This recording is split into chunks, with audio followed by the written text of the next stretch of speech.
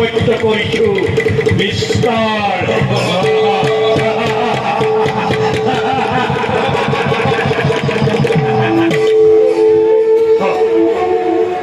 কচোন বীৰগণ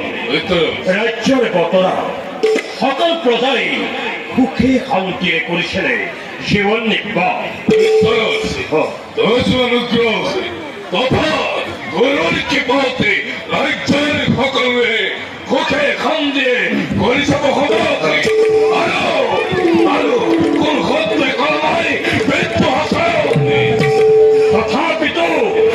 তথাপিতো প্ৰজাজনৰ হিতৰ বাবে নিষ্ঠাৰে কৰ্তব্য